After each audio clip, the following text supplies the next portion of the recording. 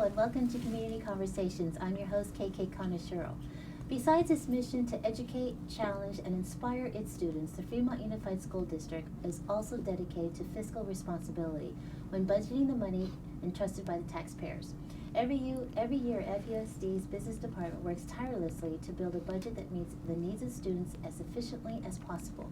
Every year, however, there are a number of challenges to consider, such as state funding, increasing enrollment, and the district's needs for updated and new facilities. Here to talk about all these financial needs when it comes to FUSD is Assistant Superintendent Raul Parangao. Thank you so much for being here, and of course my favorite co-host, Dr. Jim Morris. Now, I understand that you presented the first interim budget report of the current school year to the Board of Education on December 14th. Can you give us a snapshot of how the district's standing financially for 2017? And then how different is it from last year comparatively? Sure. Okay. Well, it's great to be back here again and give you some report of the district's financial status. So for 2016-17, the district is projecting its revenue at about $340 million. Its expenditures at about $352 million. So we have operating deficit of about $12 million for 16-17. We started the year with about $49 million, and so our ending fund balance is about $37 million. Okay. So off of that $37 million, we designate approximately about $29 million for specific projects. For example, we set aside about $10 million towards the construction of the new school at the South Fremont Warm Springs. Okay. There's also about $1.6 million towards the swimming pool at Mission San Jose High School. There are a few others, and then there's approximately about $10 million that is earmarked for future facilities improvement. Mm-hmm. So that left us with about $8 million in reserve, which is equivalent to approximately about 2%. Okay. Comparing it to last year we ended the year with approximately about $17.4 million in reserve, which is approximately 5%. And so our reserve actually went down by about $9 million. Mm-hmm. Mm-hmm. Is that scary? It's alarming, and it's something that we're actually monitoring very, very closely. And moving forward, we want to make sure that we were able to contain our cost. Okay. Now you mentioned some monies were set aside for building of a new school or improving certain facilities. For anyone out there who understands Measure or the Bond B or Measure B, that was for facilities improvements.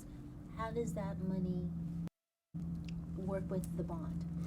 So you're referring to Measure E, which actually okay. the voters voted in 2014. It's about $650 million in bond. But prior to that, we actually did a long-range facilities plan that has $1.6 billion in needs. And so, $650 million over $1.6 billion. So we're about a third of, what we needed, or less than a third of what we needed. And so every dollar that we could save to be able to put towards facilities improvement is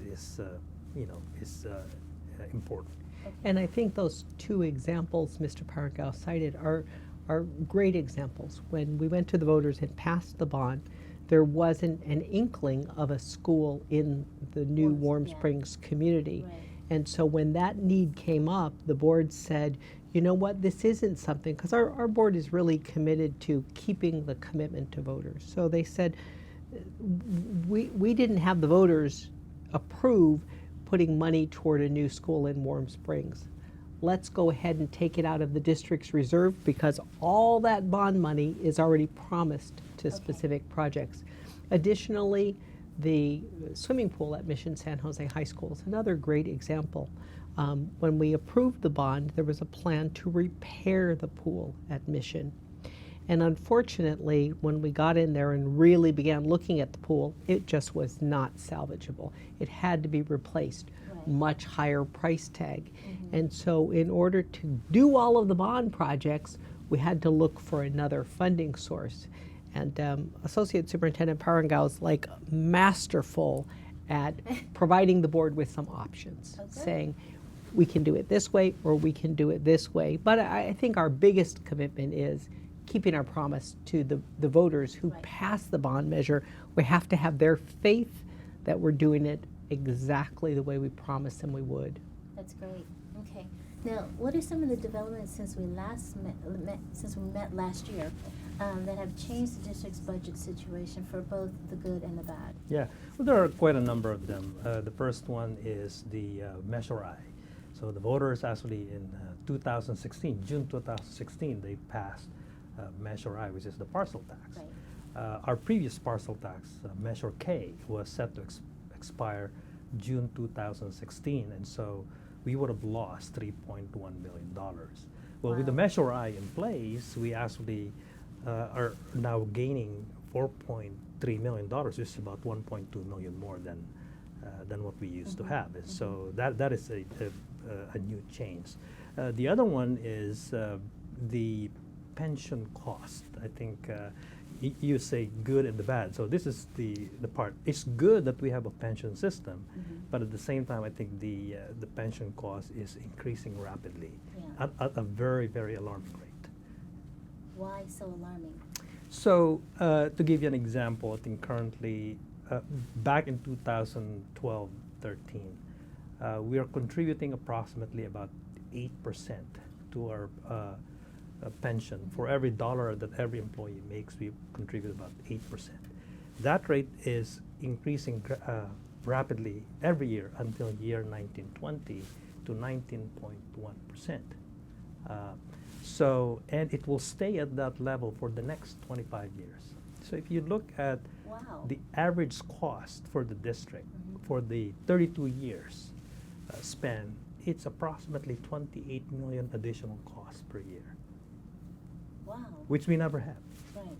And that's really determined by the state, and that really is a cost. The state has said, we're pushing this off to school districts, and then it's up to our local board to figure out how to cover that additional cost. That's amazing. Wow. How are you going to cover that? Or do you have any plans or backup plans or any ideas? Well, we tried to again monitor this very closely and Yeah. see if there would be some changes in legislation, and we continue to work with our professional organization to ask for some help. At the current rate, you're not seeing a significant change yet because it's gradually increasing. However, as soon as you hit year 1920, you're going to see millions and millions of additional costs for every school district in California. Right. So we're not alone in this. No, We're not alone in it, and like the proverbial frog in the pot of boiling water, the heat gets turned up a little bit Right. at a time, and we've managed, but it's just the curve is just going to be a real hit a couple years off. Wow. Okay. Well, on that note, Fremont Unified School District has had two significant events occur within the past 6 months. The passage of Measure I in June, and extending the parcel tax, and the recent ability to levy Level 3 developer fees on new constructions. How will both of these help the district? Again, good or bad? I mean, what do you think? Well, the Measure I, which will bring $4.3 million to the district, that's money that we almost lost because Right. the expiration of Measure K, we would have lost 3.1, but because of the Measure I, now we have 4.3 million. So significant benefit to the district. The Level 3 developer fee, we looked at our average proceeds for the last 20 years, and we're receiving approximately $3.5 million per year in developer fee. The Level 3, what it would do is it would double it. And so what we're seeing moving forward is the $3.5 million will become $7 million. Now, there are many developments in the city, and so the $3.5 million is averaged over the last 20. There's a big spike of development in the city for the last 5 years, and so we may see more than $7 million because of it. So can this additional money from the developer fees help with the cost of the Warm Springs School? No, but it will help specifically with some projects that we have to accommodate additional enrollment growth. Okay. Because there are pretty strict rules about how you can spend those developer fees when they come in. Okay. And it really has to be to mitigate the impact of new development. Okay. We don't know how long the level 3 developer fee will stay in place because of the passage of Prop 51, the state facility bond. It may be short-lived, and it may, it just depends on when the state starts selling bonds, how long that fee will stay in place. Okay. We know right now we can use anything that we can get Right. to help to provide classrooms for kids. Okay. And I think the level 3 developer fee, we've been adding additional temporary classrooms in the district, and just because our enrollment is growing rapidly every year. Mhm. See, for the last 9 years, or 7 years, I mean, we grew by about 1.2% every year. That's about 400 students every year. And is that above average from other school districts? Absolutely. It is? Yes. Okay. And then in the next 7 years, we are projecting about 2.4% increase every year for the next 7 years. That is approximately 900 students every year. So by year 23-24, we are projecting that our student population would be about 41,000 students. Now, so we tried to test how confident are we with that number. So we measured our accuracy rate over the last 4 years, and our error rate for the last 4 years when we project versus our actual, it's about 0.32%. So we're very confident that that number is going to be here Okay. in the next 7 years. So how are we going to grapple this growing student population? Well, I mean, you can build all the temporary facilities, but that's temporary. and I think that's really a good point, and that really has been part of the solution, is putting down temporary classrooms, Right. adding temporary portables. We are probably the most open, transparent organization you'll find anywhere. And just as a good example of that, KK, we did a study last spring on restroom facilities at our schools. We have 42 schools in Fremont. 41 out of 42 schools are out of compliance. They don't comply with the plumbing code to have an adequate number of toilet facilities Right. for kids to use. One school is in compliance. And so you're right, this idea of putting portables down and putting portables down and putting portables down, it may solve an immediate problem, but it's not the long-term solution for us. And that's why I think you'll see building projects across town, right? We've really tried to see a great big building project going on the front lawn of American High School right now, Patterson Elementary School, Brookvale Elementary School, and really looking to the future on what are we going to build on the horse property, the Fremont Boulevard property near Dakota. Our board has decided that will be a future middle school. That has to be our next challenge. We have to find the money to build that school. We're working cooperatively with the city on a piece of property right behind Washington High School as a site for a future elementary school.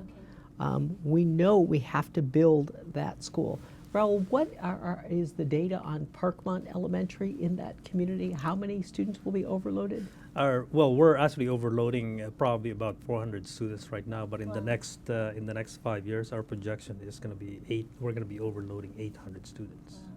And so you take 800 students and say, this school attendance area has 800 too many children. That's a whole nother elementary school we Right. need. And that's really what we have a vision for that site behind Washington High School to become. Now, I know that you're planning on more elementary and middle school sites, but what about high school? Because these kids will grow up, right? We hope.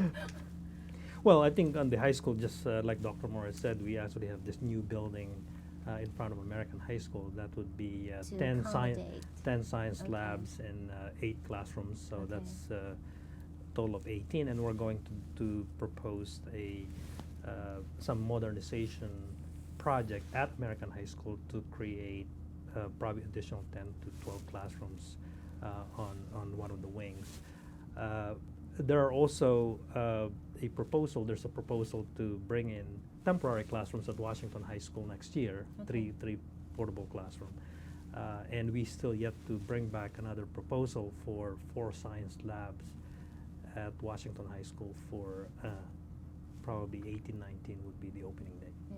But you really look, KK, long term. Our long range demographic study tells us over the course of the next 25 years, we need to build 5 elementary schools, 1 middle school, and 1 high school in Fremont. Now, the challenge we have with the great example you brought up, I need about 50 acres Right. for high school.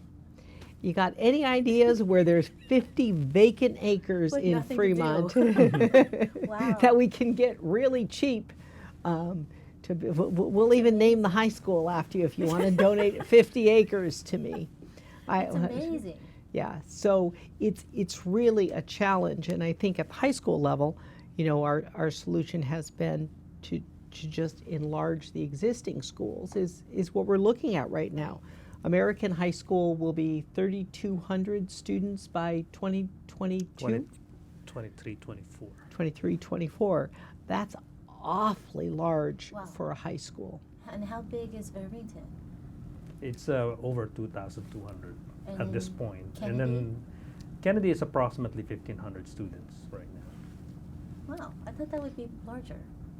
It will be larger. It will be. It will be larger, yes. Okay. They'll all Good be to know. larger soon. Wow. Yeah, they'll gain some enrollment in the next 7 years Mhm. because the South Fremont Warm Springs housing development, which is about 4,000 housing units, is assigned to Walters and Kennedy High School.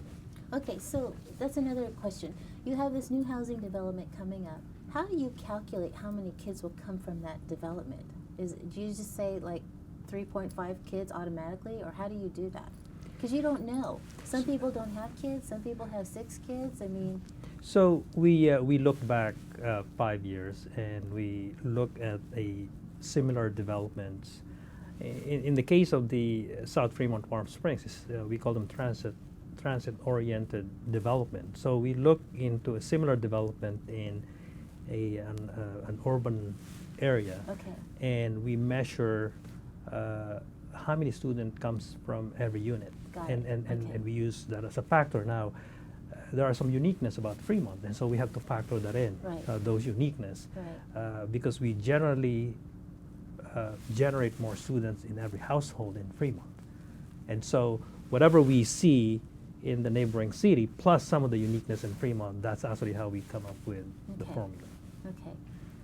That's amazing. Okay, now, the other thing I want to quickly cover, because I think we have a minute left, is the overloading of students. I mean, it's a compliment because we've got a good school system, but for the parents, it's a nightmare. So how do we help parents understand where their children can fit into without causing a lot of stress?